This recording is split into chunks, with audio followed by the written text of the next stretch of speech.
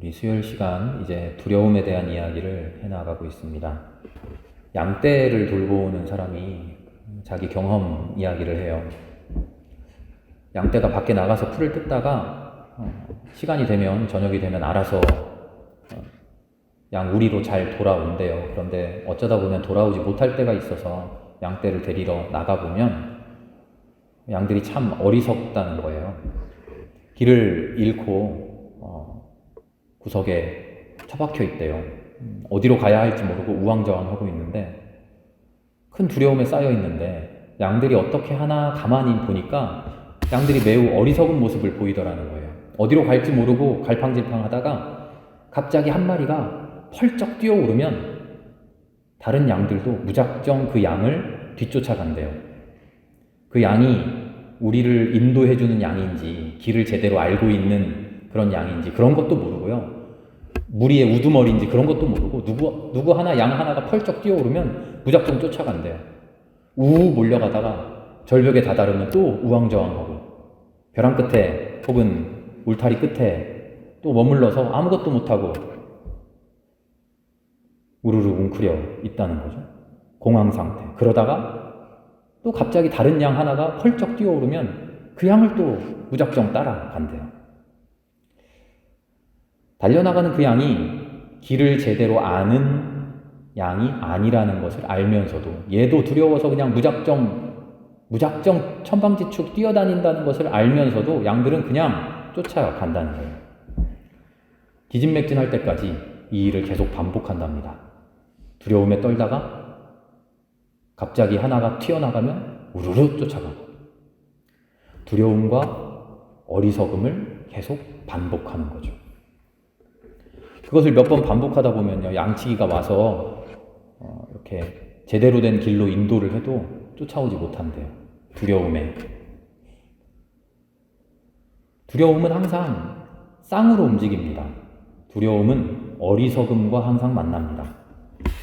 지난 시간에 수많은 어리석음 중에서 두 가지 이야기를 드렸어요. 두 가지 어리석음이 있습니다. 우리가 두려움을 겪게 될 때는 나에게 두려움을 주는 대상이 있고요. 그 두려운 대상으로 인한 내 마음속에서 솟아나는 두렵다고 하는 감정이 있습니다.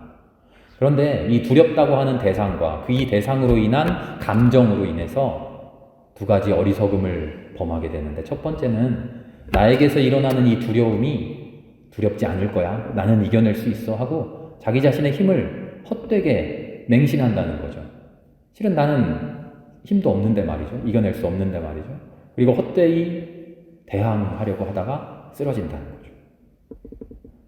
더 큰 어리석음이 있는데, 그것은 나에게 두려움을 주는 그 대상이 사실은 하등 두려울 것 없는 아무것도 아니라는 사실을 모른다는 거예요. 그게 제일 큰 어리석음인 것이죠. 나에게 두려움을 주는데, 지난 시간에 골리앗 이야기를 했잖아요. 골리앗 때문에 두려워하고 있는데, 사실 더 큰 눈으로 보면 이 골리앗이 하등 무서울 게 없는 존재인데 벌벌 떨고 있다는 거죠. 두려움과 어리석음이 결합되어 있다는 것은요, 어리석음을 극복하면, 참된 지혜를 갖게 되면 두렵지 않을 수 있다는 거예요. 그런데 이 두려움은 우리가 흔히 사탄 마귀라고 이야기하는 악의 세력이라고 하죠. 우선 그렇다고 해서요, 머리에 뿔 달린 그런 마귀가 창 들고 그렇게 있는 건 아닙니다만, 하나님을 막아서는 하나님께 반대되는 그런 영,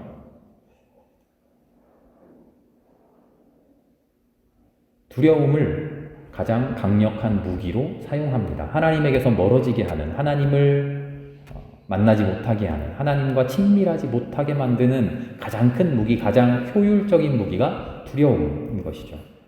왜냐하면 이 두려움이 우리가 너무나 잘 걸려드는 속임수라는 거죠. 왜냐하면 우리는 어리석기 때문이죠. 두려움에 빠지게 하는 것은 두 가지의 이유가 있습니다. 그것은 인간의 존재적인 한계를 이용하는 것이고요. 또 하나는 하나님의 품성을 이용하는 거예요. 우리의 존재적인 한계라는 것은 우리가 어리석어서 한 치 앞밖에 바라보지 못하고 더 멀리에 있는, 더 큰 곳에 계신 하나님을 보지 못한다고 하는 우리의 습성을 이용하는 것이고요. 또 하나는 하나님의 품성을 이용한다고 하는 것은 하나님이 즉각 개입하지 않으시고 하나님은 웬일이신지 오래 참으시면서 기다리신다는 거예요.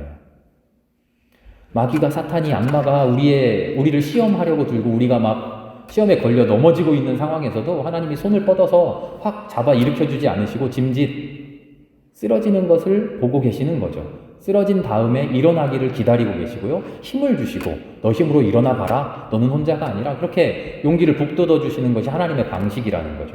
이 두 가지를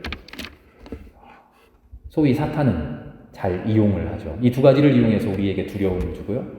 어리석음을 이용하죠. 오늘 함께 읽은 출애굽기의 말씀은 광야에선 이스라엘 백성 이야기입니다. 이스라엘 백성들은요, 이집트를 탈출하고 홍해가 갈라지는 것을 보고요, 만나와 메추라기가 하늘에서 매일매일 떨어지는 것을 경험했어요. 하나님의 수많은 증거를 봤어요. 그리고도 출애굽기를 계속 읽어보면 이스라엘 백성은 정말 끈질기게 하나님을 부인해요. 끈질기게 두려워해요. 끈질기게 하나님을 원망해요. 그러지 않을 법한데 우리 흔히 그런 이야기 하잖아요. 이 성경에 나오는 이런 수많은 이적과 기적을 내가 한 번이라도 경험하면 와, 나는 여한이 없겠다. 정말 하나님 잘 믿을 수 있겠다. 그런 말 하는 사람들이 많아요. 정말 성경에 나오는 이런 기적, 하늘에서 만나가, 메추라기가, 홍해가 갈라지는 그런 기적을 내가 한 번 경험하면 절대 하나님 의심하지 않을 것 같아 라고 우리는 그렇게 이야기하는데, 그런 이적, 경험, 기적 보지 않고서도 우리는 그렇게 열심히 믿는데, 이 이스라엘 사람들은 참 어리석다는 거죠. 그 수많은 경험을 다 해놓고 이집트에서 10가지 재앙이 내리는 것을 다 봐놓고 홍해가 갈라지는 것을 다 봐놓고도 순간순간마다 하나님을 원망해요. 그 원망을 자세히 들여다보면 그 원망 뒤에 두려움이 숨어져 있고요. 그 두려움 뒤에는 인간의 어리석음과 하나님의 기다림이 있는 거죠. 인간의 어리석음과 하나님의 기다림을 하나님의 구원을 얻는 우리의 방식, 우리의 도구로 사용하지 못하고 오히려 그걸 거꾸로 사용해서 두려움과 원망에 빠지는 그런 잘못을 저지르고 있는 것이죠. 하나님의 기다림은 오히려 은혜가 됩니다. 하나님의 기다림을 올바로 이해할 때 말이죠. 그래서 시편을 읽어보면요, 시편의 기자들은 한편으로 하나님께 원망을 해요. 하나님 왜 언제까지입니까? 하나님 도대체 언제까지입니까? 내 눈물이 언제 마릅니까? 언제 우리를 도와주십니까? 그렇죠. 시편 읽어보면 항상 하나님께 하소연하잖아요. 그런데 맨 뒤에 보면 시편 기자의 고백이 하소연으로 끝나지 않아요. 하나님 언제까지입니까? 언제까지입니까? 하나님 계속 기다리기만 할 겁니까? 하다가 하나님이 기다리시는 그 순간 내가 무엇을 해야 될지를 깨닫고 내가 하나님께 매달리고 내가 하나님의 말씀대로 살겠다 하는 결단으로 새롭게 일어서면서 모든 시가 끝나게 되죠. 그래서 하나님의 기다림은 사실은 은혜예요. 그 기다림은 우리의 어리석음을 고쳐주시기 위함이고요. 어리석음을 고치는 방법은 하나님을 항상 기억하는 거죠. 하나님을 잊지 않는 것. 하나님을 잊지 않으려고 하는 것. 우리는 잊지 않을 수 없어요. 하나님을 항상 잊어버려요. 그렇기 때문에 하나님을 항상 잊지 않으려면 어떻게 해야 되냐면 하나님을 내 눈 앞에, 내 생각 앞에 항상 놓고 있어야 돼요. 유대 사람들은 그것을 방법적으로 손목에다가도 여기 팔뚝에다가도 매고 이마에다도 매잖아요. 그런 의식적인 방법을 생각해내면서까지 항상 하나님을 염두에 두는 그런 생각. 하나님의 기다림은 우리를 온전한 은혜로, 온전한 구원으로 이끌어주는 하나님만의 방식인 것이죠. 그런데 이 하나님의 기다림을, 그리고 우리의 어리석음을 잘못된 방향으로 해석하고 잘못된 방향으로 우리가 이해를 해버리면 우리는 두려움에 빠지고 우리는 그 두려움으로 인해서 실족하게 되는 거죠. 사무엘상 10장을 보면요, 사울왕 이야기가 나와요. 사울왕이 이제 왕으로 제비뽑기에서 왕으로 추대되잖아요. 추대되고 나서 이제 블레셋과 전투를 하게 되는데 사무엘 선지자가 사울 왕에게 이런 이야기를 해요. 전투에 나가기 전에 혼자 나가는 게 아니라 내가 가서 하나님께 제사를 드리고 하나님의 말씀을 듣고 하나님의 축복을 듣고 난 다음에 전쟁터에 나가십시오. 내가 갈 테니 일주일 기다리십시오 했는데 사울이 어떻게 하죠? 일주일을 기다리는데 사무엘이 안 와요.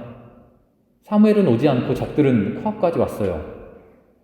빨리 나가서 전쟁을 해야 되는데 사무엘이 계속 안 와요. 사울은 어떻게 하죠? 못 기다리고 자기 마음대로 나가잖아요, 전쟁에. 하나님의 말씀을 안 듣고 자기 마음대로 해요. 그 전쟁이 어떻게 됐는지 기억하십니까? 사울왕이 자기 마음대로 전쟁에 나가서 참패했을까요? 아니에요. 용케도 전쟁에 이겨요.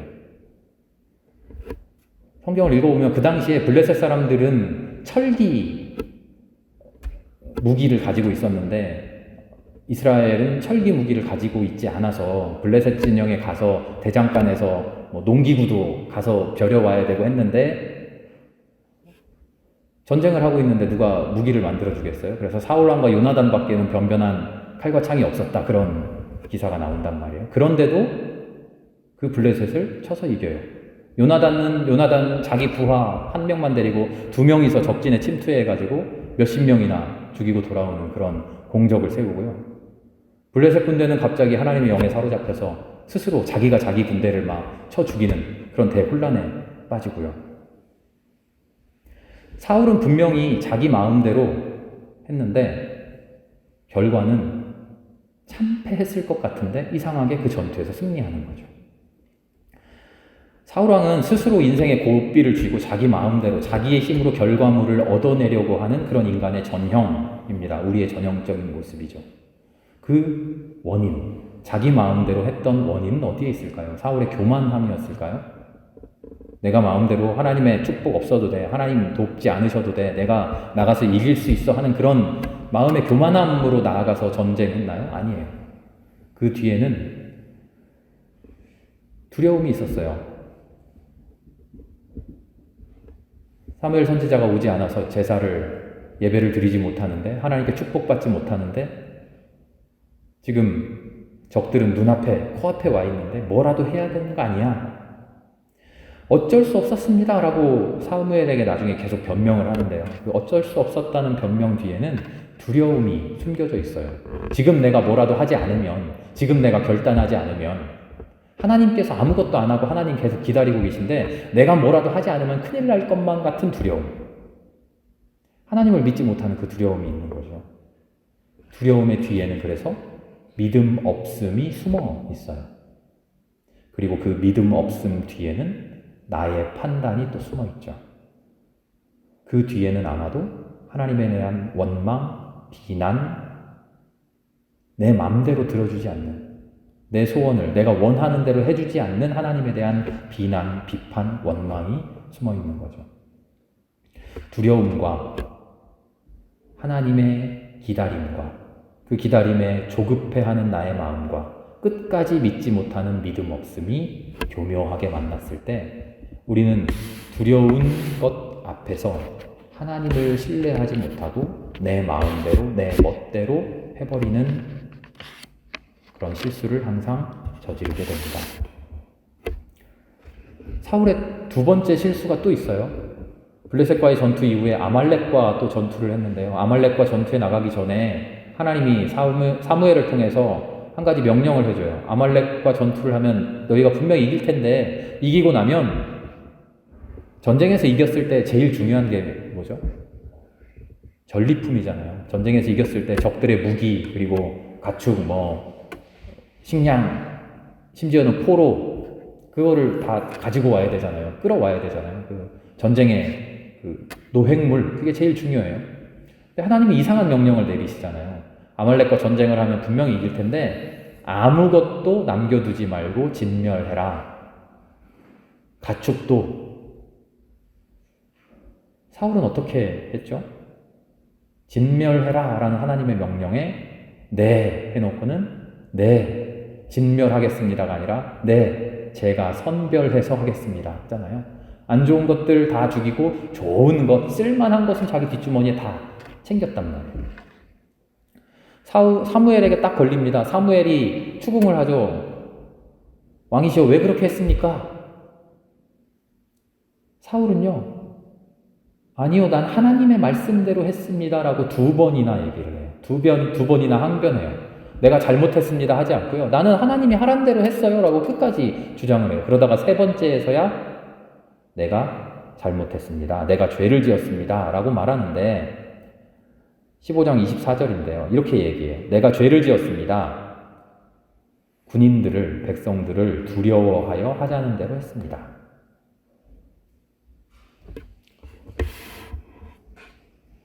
사울 왕의 이야기를 읽어보면요.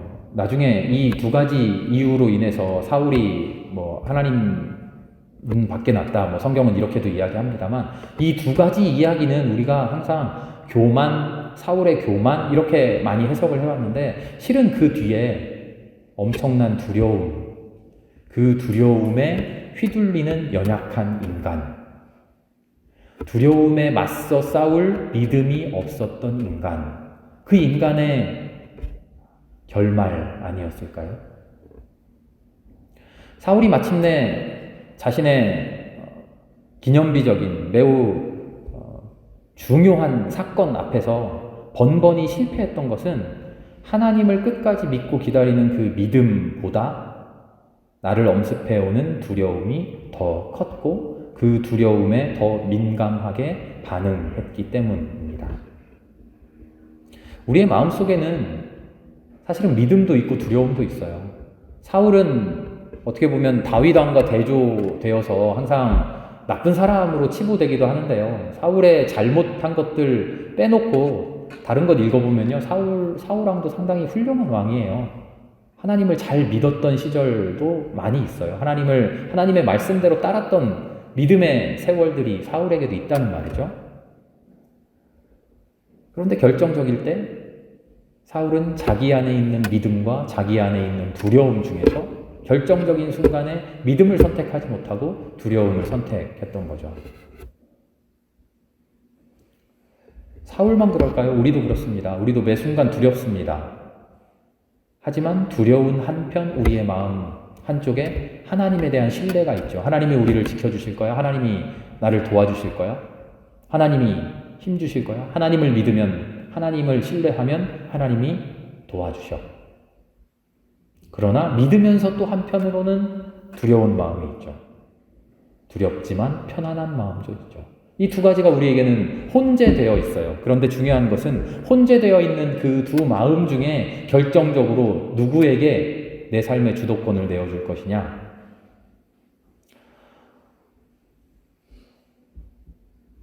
블레셋이 눈앞에까지, 코앞까지 쳐들어왔을 때 내 마음속에 있는 두려움과 그럼에도 불구하고 하나님을 믿는 믿음 가운데서 무엇을 선택할 것이냐. 사울은 두려움을 선택했죠. 무슨 역사에 가정은 없다고 말합니다만 만약에 그 상황에서 사울이 하나님에 대한 믿음을 선택했다면 어떻게 되었을까요? 블레셋이 코앞에까지 쳐들어왔는데 사무엘 선지자는 오지 않고 그래서 제사를 드릴 수도 없고 전쟁에 나갈 수도 없는 그 상황에서 사울이 끝까지 그래도 믿음을 선택하고 기다렸다면 어떻게 됐을까요?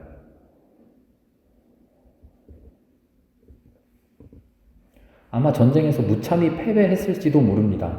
아무것도 안 하고 넋놓고 있다가 하나님만을 기다리다가 전쟁에서 참패했을지도 몰라요. 하나님의 말씀을 듣지 않고 제멋대로 나아가서 이겼지만 거꾸로 하나님을 믿고 기다렸을 때 사울은 참패했을지도 몰라요. 하지만 우리가 알 수 없는, 우리가 헤아릴 수 없는 하나님의 인도하심, 하나님의 경륜, 거기에는 참여할 수 있었겠죠. 우리의 삶도 그렇지 않나요? 우리는 믿음과 두려움 사이에서 수많은 경우 두려움을 택하는데 두려움을 택했을 때 의외로 우리의 삶이 성공하고 사울이 전쟁에서 이기는 것처럼 잘 되어가기도 해요.